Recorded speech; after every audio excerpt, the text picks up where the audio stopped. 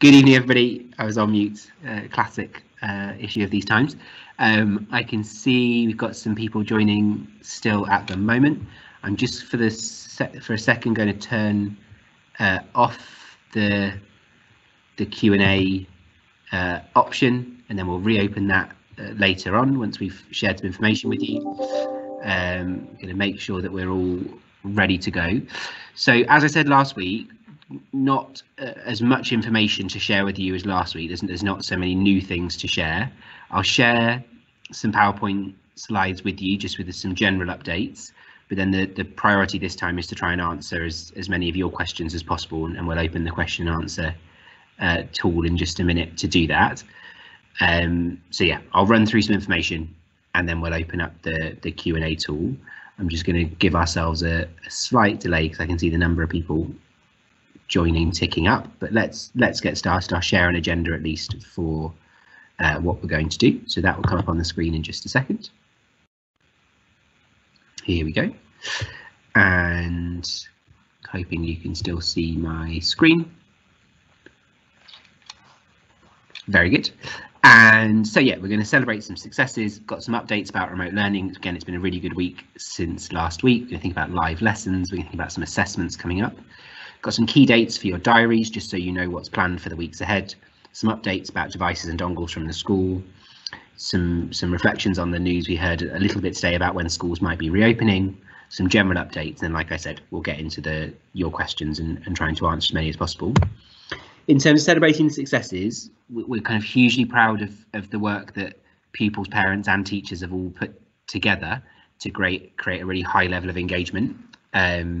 You know, nearly every single pupil in the school, this is from last week, taking part and completing assignments and quizzes, and where live lessons were available last week in year 11 and year 13, again, nearly every single pupil taking part, and that is something we can all be incredibly proud of. Thank you, parents, team, for getting your children online and ready to go. We really appreciate it. One of my favourite things to do in the week is on a Friday afternoon, pulling all that information together and sending out the report cards. Hopefully they are a kind of source of useful information and joy for you and your families. We know, thank you to everyone that was on this event last week, that lots more families got in touch asking to kind of share their email address with us so they can be invited to events like these and get reports like those, and that's partly due to word of mouth. So thank you to everyone who has encouraged others to contact the school. So in terms of remote learning updates and the timetable and the work that your children are being set, for the foreseeable future, what's been happening so far in years 10 to 11, 12 and 13 will continue. So that's in each subject, live lessons each week, assignments each week and quizzes each week. We're going to change around a little bit the schedule, so the lessons are more spread out so that children don't have too much work to do on one day and then not enough work to do on the other day. We're going to try and make it more even. So the timetable of which subjects do each thing on each day will be different next week, and we're going to email that out on Friday morning when you get the email from the head of year. Live lessons are starting properly in years 7 and 9 next week in English, Maths and Science, and we'll do that next week and the week after. Then we'll pause all remote learning for the half-term week, and then we'll pick back up and all subjects in Key Stage 3 and then all year groups will have live lessons after the half-term holiday. We've also started this week, heads of year have been leading assemblies, I think really useful additional way of keeping in touch with pupils in the school. Been a real joy to see kind of the celebrations and the shout outs and things happening from there. We'll try and share back with parents so you know about whether your child attended the assembly or not on the report card. Please do encourage pupils to attend. They're at 3 o'clock each day on different days for different year groups, and in the email you get from the head of year it will tell you which day is yours. And then a reminder just about the deadline each day. That your child should be working each day to meet a deadline at 2 o'clock. Obviously after 2 o'clock there is still more studying they can be doing. There'll be further assignments further lessons that are still ready to go online for them to look at, and then they've also got their Hegarty Maths, they've got their Seneca Science to be working on as well. We're going to end this half term with an assessment week, so not next week, the week after, where pupils will have an extended set of quizzes for each subject, and I'll be able to share back with you the outcome of those assessments on the Friday before we break up for the holidays. And the purpose of those assessments is for us to get a sense of, across the whole period of remote learning since the Christmas holidays, how much has each child learned.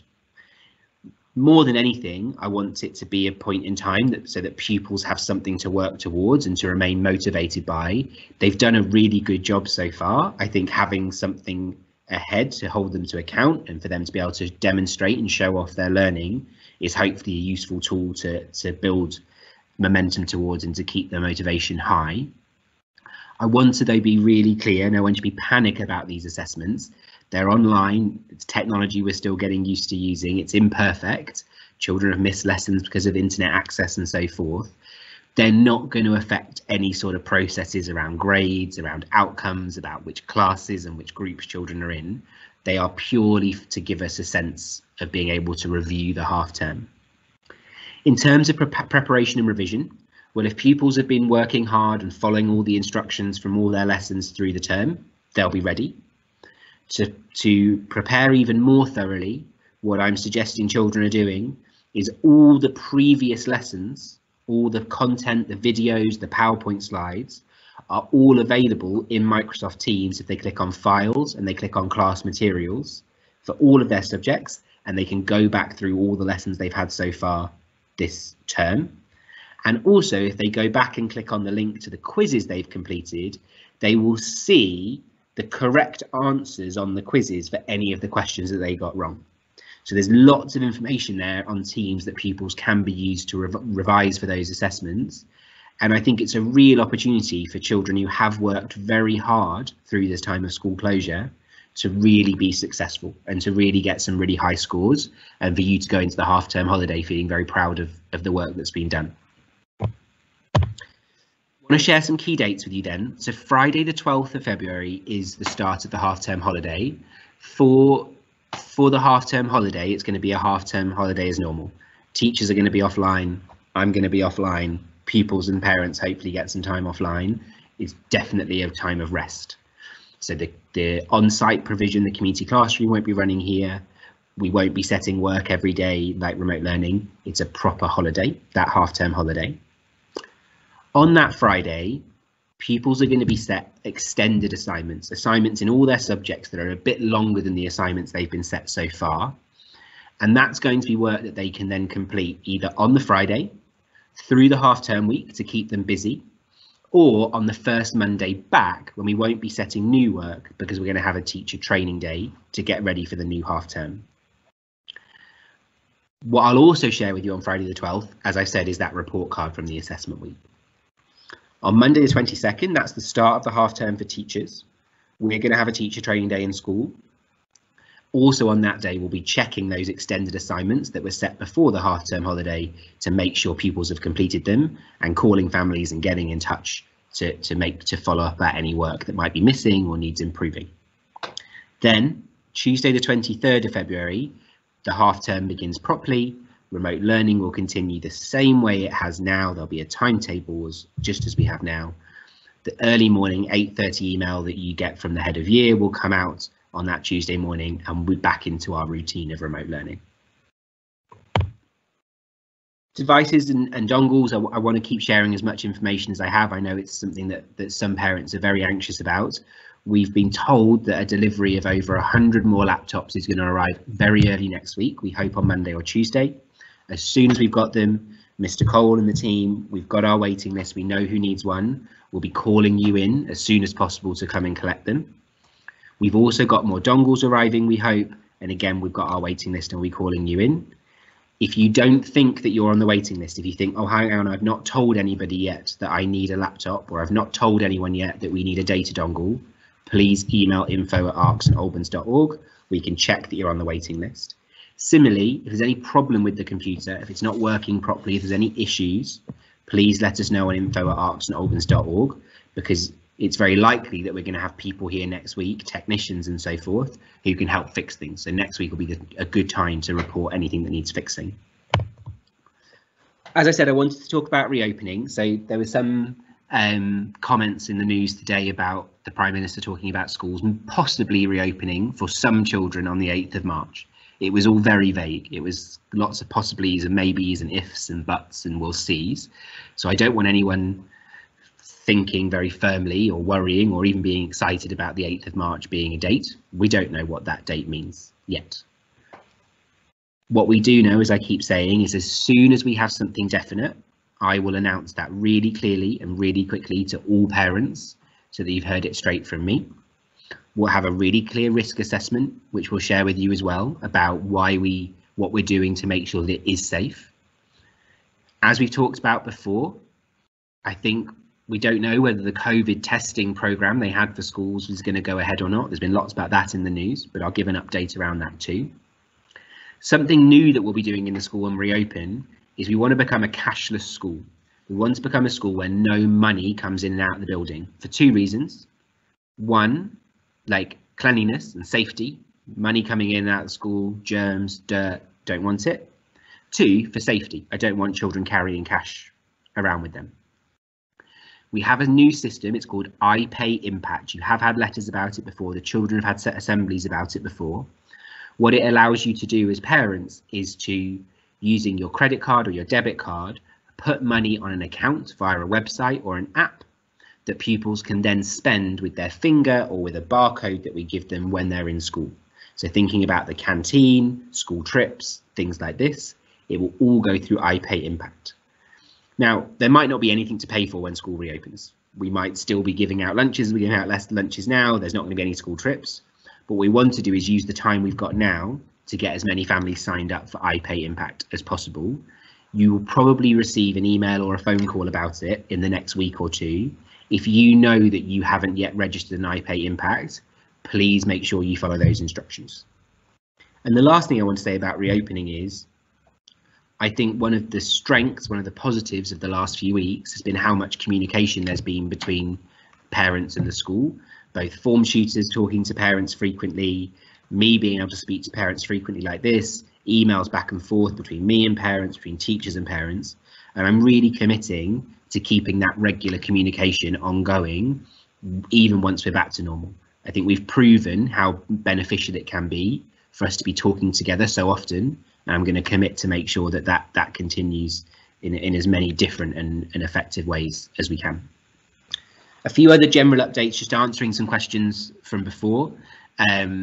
Free school meal vouchers have been going out. You should have been receiving them if you're eligible for free school meals. If you haven't, or you're not sure, or you want more information, please email info@arksandalbans.org. As I spoke about last week, and I put in my letter to you all on Monday, I think that letter went out, making sure that our children are okay, their mental health, their well-being is right, is really important. We've shared an initial set of resources on our website. I put the link in my parent update on Monday. Do have a look at that if you're worried, but also get in touch. If you're worried about your child, maybe they're not in good habits, they're sleeping too much, they're sleeping too little, maybe they're lonely, maybe they're missing their friends, maybe they're sad, get in touch with their head of year in the first instance, or if you're not sure, you want to get in touch with me directly, that's fine. There's plenty of things we can do to help. And I don't want any family sitting and worrying by themselves. Talk to us. We can help solve those problems. We've been able to help lots of families over the last few weeks. We just can't help if we don't know what the issue is. Similarly, if you're listening to this and you know of another family where they are worried, but they're not taking part in events like this for whatever reason, please do nudge them to get in touch as well. It's really important that people feel confident that they can contact the school and they're going to get the help they need. Lots of people typed into the question and answer part last week about Year 9 GCSEs. This is normally the time of year where we're talking to pupils and parents in Year 9 about what subjects they're going to study when they're in Year 10. We haven't done that yet because I'd really like to do that in person, in face-to-face. So we're just delaying that process a little bit to see, you know, if schools are going to reopen, maybe we can make it happen in person. A few weeks after half term, once we know if it doesn't look like schools are reopening properly, then we'll do something online. But I'm hoping we can wait a little while so that we can do things in person. I think these sorts of important decisions are always made best when we can all be together. Okay, my updates. I'm going to take this off the screen. So give me a second while I remember how to do that. Here we go. I press that button which says stop sharing. I'm going to put myself back on the screen. Hello, I'm back. Sorry, got myself wrong there, trying to stop sharing. And what I'm going to do is I'm going to open up now the question and answer session. And you, as we've done before, it's already open. There we go. Oh no, it's not. Sorry, it should come up now. Here we go. Should be open now, so people can type in. Oh, now it's open. There we go. Sorry, having a few moments. Should be open now, so people can type in any questions they have. And then Mr. Cole's here with me. He's going to be reading them too. He'll publish some so that everyone can see them on the screen, or he'll just answer some by typing too, and I'll try and answer as many as possible. I'll give you a few seconds to take a moment to type in the questions that you have, and then I will do my best to answer them. We'll just give everyone a minute to do some writing, and then we will take things from there.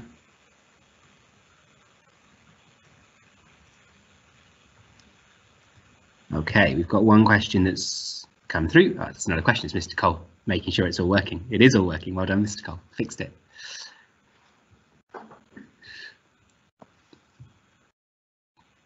Okay, we'll wait a few minutes. If no one's got any questions they want us to answer now, that's fine. We'll maybe give it 60 seconds, and if we don't have any questions, we'll pause there.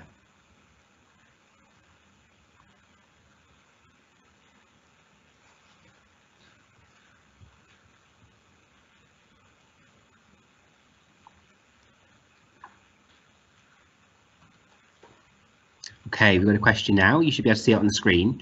It says, can we get free books to write work in because the books are finished? Yes, 100%.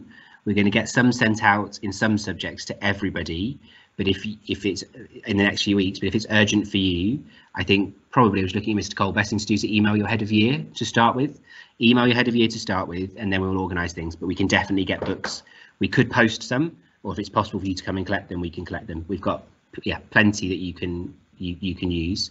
We want to make sure that, and I think I'm really glad you said that, because I think I want pupils to come back with evidence of their learning in their exercise books, particularly children in years 10, 11, 12 and 13 with exams coming up. We want them to have evidence of their work in their exercise books, not just the assignments and the quizzes going through Teams, because that's what they're going to revise from. Okay, we've got lots of questions coming through now. Exams for year 11, so it's useful to talk about. There's nothing new or different that's been announced since last week. So let's just remember what we said last week. The government have published a consultation which has got their suggestions, their ideas in it. What they're saying is there might be some tests, some mini tests, mini assessments for year 11 and year 13 pupils to do at the end of the year, but they don't know yet. And whatever happens, those tests won't decide the grade. Those tests will be one bit of the evidence. And then as a school, we're going to have to decide in each subject what other evidence to use, but it'll be the school that recommends the grade for pupils. If you're in year 11 or your child's in year 11 or in year 13, my advice is be ready for anything. Like, assume that you're going to be doing exams like you would in a normal year, and then you'll be ready whatever happens. Work hard, study, we'll tell you what to do next. Live lessons and uniform, really good question. No, we don't need to be wearing uniform in live lessons. Thank you for asking, Bilal. I know some schools have asked children to wear uniform. We don't mind, you can choose what to wear. Obviously, think about professional dress, think about making sure that you're looking smart, lots of other people are going to see you. Also think about where you are in your house and what's behind you, what's over your shoulders, because other people might see you during the lesson. So be smart, be tidy, be organised, but you don't need to wear your uniform. As a parent, can I remotely log on to my son's laptop from work? Wow, I wish you could. I don't think so, is the answer. I think in terms of safety and safeguarding, myself, other teachers in the school can. We can see what's going on. If you're worried about wanting to check that they're doing all the work they should, or wanting to make sure they're following all the instructions they're being set, if you have any worries about that, the first thing I would actually do is to speak to their head of year, send their head of year an email. Obviously, the head of year emails you every morning at 8:30, so you can reply to that. And the head of year won't be able to see what your child's doing all day, every day, but they'll be able to look at the work that's being handed in to get a sense of, is it the right quality? Are they doing enough work? Are they studying properly? But no, I can't give you access, I'm afraid, remotely to their laptop from work. Just have to scroll down on my screen so I can see the next question. Is the Academy Trust involved in the consultation? Good question. So this is about the exams again. So anybody, anybody like in the whole country can respond to the consultation on the Department for Education website. I put a link to it in my letter earlier in the week. Interestingly, there's a statistic earlier that I can't remember exactly how many it was, but thousands, tens of thousands of the responses to the consultation have actually come from children. They've come from year 11 and year 13 children themselves, which I think is great. ARC Schools is putting together its own collective view. This is what ARC Schools think should happen, and I've been part of contributing to that. I think that will be published in the next few days, and I can't tell you exactly what it's going to say because obviously I'm one part of the organisation. I can tell you what I said. What I said was external assessments will be helpful, but then they shouldn't be the deciding factor, because we know that lots of children have had a very disrupted year, and I don't think it's possible to make an assessment that is fair for everybody. So in history, for example, our children might have missed school when the civil rights movement was taught, but the children at the school down the road might have missed school when the Cold War was taught. So how do you choose which topics to put on the paper? So I think it's useful to have a paper because I think it helps teachers as an extra point of evidence for what the grade should be. But I've said to make it fair, any assessments exam boards create shouldn't be the final deciding factor. Schools themselves are going to have to take on that responsibility, and it's a big responsibility for schools to take on. You know, I'm going to end up signing off on what I think the recommended grade is for each pupil. Like, that's not something I necessarily want to do, but I think that's much fairer than leaving it to exam boards and people that don't know our context and don't know our circumstances. So there will be an Academy Trust and ARC response that will be published. I think it's being worked on at the moment, but I think they've had over 100,000 responses so far. So it will just be one response amongst the hundreds of thousands that have come in from other people. Scrolling down again so I can see some questions. Will we have cameras on in live lessons? Good question. I know this is probably coming from pupils and parents in Key Stage 3 where they haven't practiced live lessons yet. So what we want you to do is be ready to have your camera on. So for example, you'll start with your camera off. That was what we've told you to do. But then during the lesson, the teacher might ask you a question and they might say, I don't know, to use an example, Mohammed, turn your camera on now and tell me the answer to, and then we'd ask you to turn your camera and your microphone on and to be ready to speak. If you're worried about that, speak to your head of year, because we've had other children who've been worried about it and the heads of year have been able to help them out and it's all been okay. Okie dokie. Can the school provide any past GCSE exam papers or printed materials for year 10 revision? Really good question. I think at the moment in year 10, I want to trust that the content and the lessons and the things that we're publishing on Teams right now are enough, because I think we want to make sure that the children are all following the curriculum that we're setting. I think as time goes on, if this does drag on for many weeks after the February half term, then we're going to need to think more seriously about GCSE preparation for year 10 and what other resources we might want to share. I think, you know, if you're particularly keen to look at exam papers, those past papers are all available online. If you go on AQA or Edexcel, depending on what the subject is, you can definitely have a look at them. But I would be sticking by what our teachers are setting. And if you're particularly worried about your child's progress in maths or your child's progress in science, then email their science teacher and ask them what more they could be doing. In maths, I'm pretty sure the answer will be do even more Hegarty maths online, because we know that works, we know that's effective. I'm pretty sure in science the answer will be do more Seneca, because both Hegarty maths and Seneca for science, that is exam practice questions online ready to go, where pupils get immediate and direct feedback. So if my kid was in year 10, I'd have them on Hegarty maths for an hour each afternoon, evening. I'd have them on Seneca science for an hour each afternoon, evening, and I'd use that to fill their day. They get to 2 o'clock, they've submitted their must-have schoolwork, 2 till 4, hour of Hegarty, hour of Seneca. That's going to be great exam prep. Okay, let's see what's next. We know when the students have submitted work online, but how do you know what work needs to go in the books? Really good question, thank you for asking. The lessons that pupils have, so both their live lessons and the lessons that they access via the links their teachers send them, are either live, as I said, teachers talking, or a recording of the teachers speaking. And those lessons are like normal lessons. The teacher explains something, the children take time, they make notes in the books, or the teacher puts a table on the screen, the pupils need to complete that work in their books, just like a normal lesson. So what I'm worried about, and I think this has got better, is some children were opening up, for example, their geography lesson and then clicking straight away on the quiz and doing the quiz without watching the lesson. And obviously they're not doing the learning and they were getting a low quiz score. So what you'll have seen this week, your children might have told you about this, if the pupils get a very low score, then the quiz is reassigned, which means they have to go back into the lesson and watch the lesson again to get the answers right for the quiz. But crucially, the quiz is just the end point.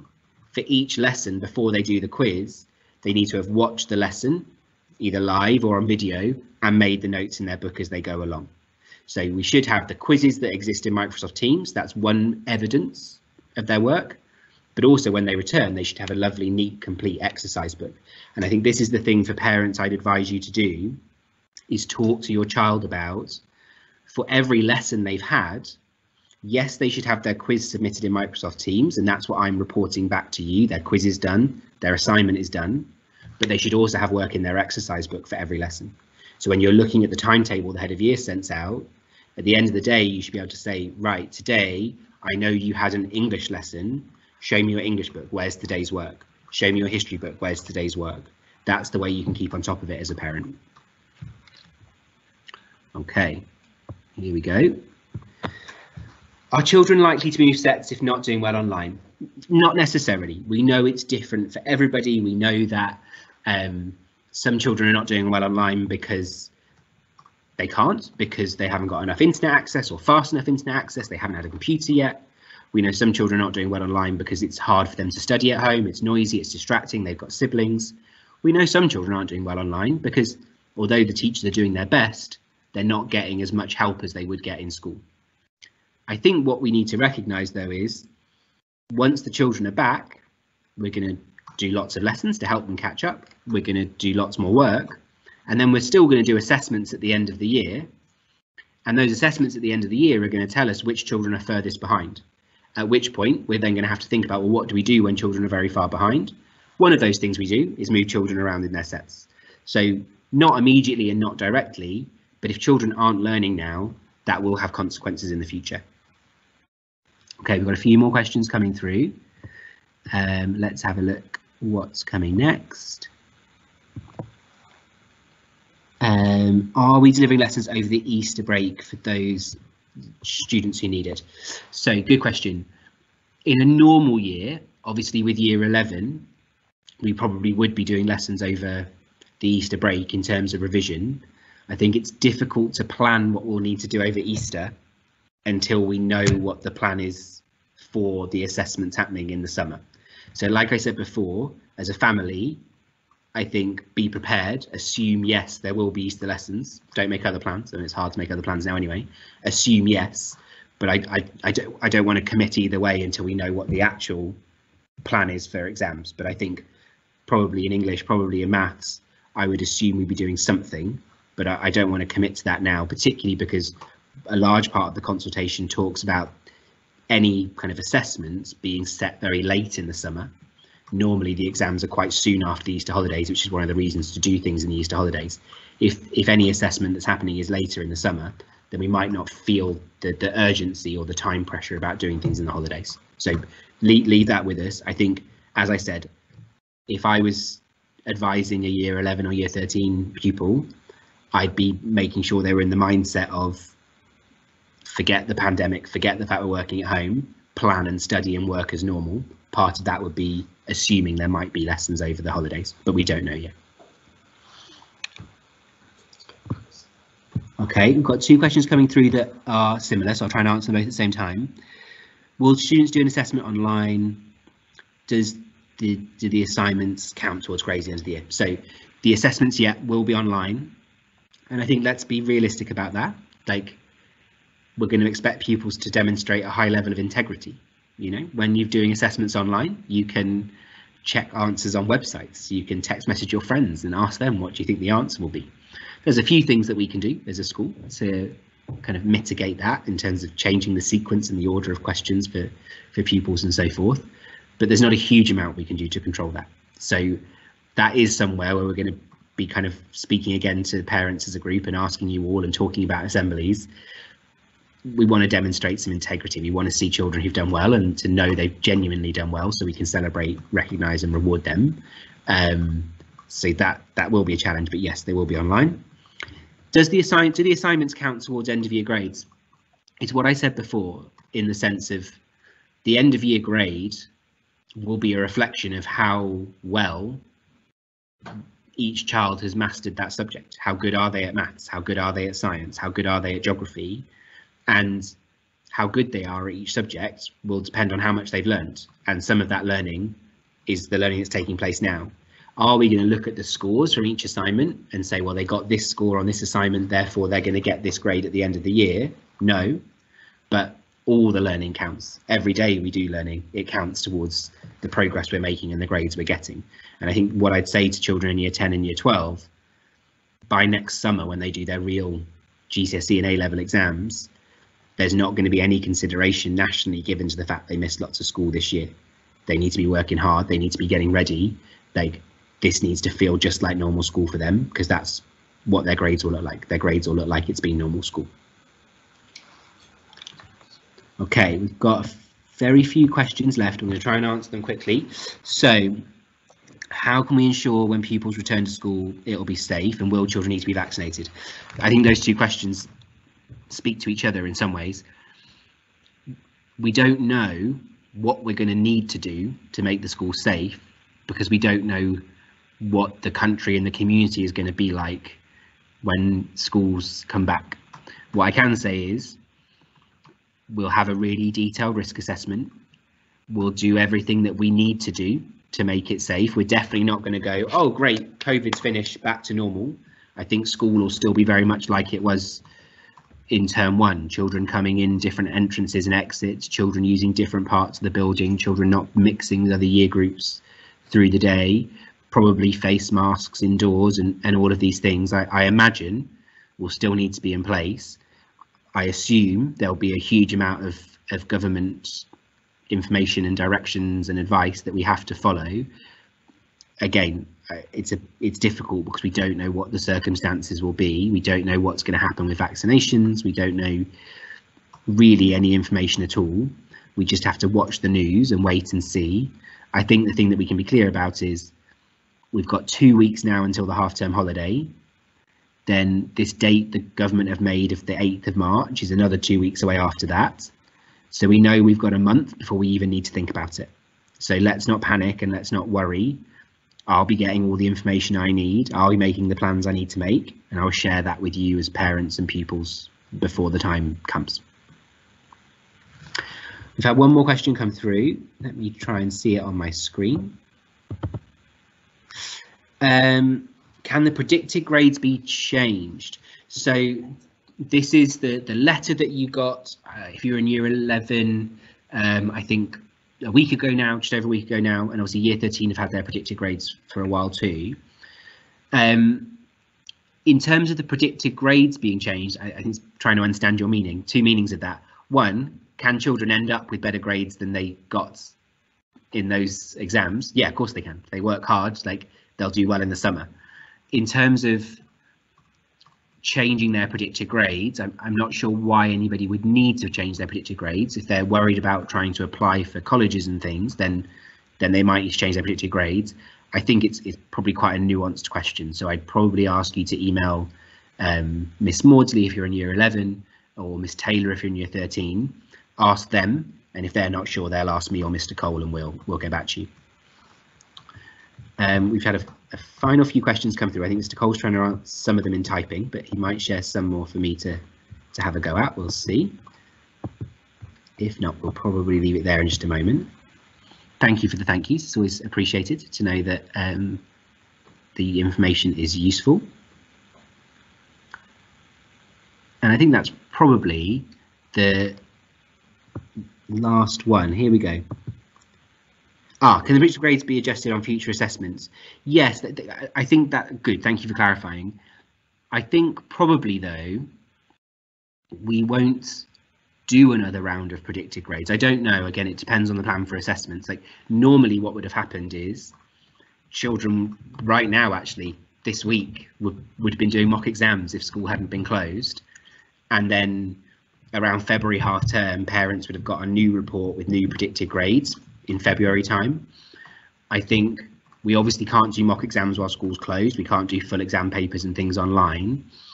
When school reopens, my view is we don't want to spend time doing more mock exams, because we're going to want to work really hard getting ready to do whatever the assessment process is at the end of the year, and we're not going to want to waste time doing more mock exams then in school.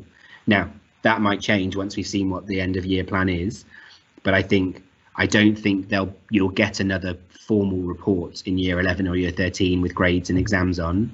I think that will probably be it now. Again, if there is a change, I'll let you know, but I don't think we'll do more actual formal reports with grades and predicted grades on them this year for year 11 and year 13. People have thought of lots of final questions. We've got thank yous, not questions. That's very helpful. I think one of the last things I will say, and we'll draw things to a close there, is I've really appreciated, I've spoken to probably more parents in the last few weeks and months than I had in my first term when I started in the school. And obviously, because of COVID, I couldn't meet many parents all in the first few weeks. I really appreciate all the thank yous and the comments and the notes that I've had from parents.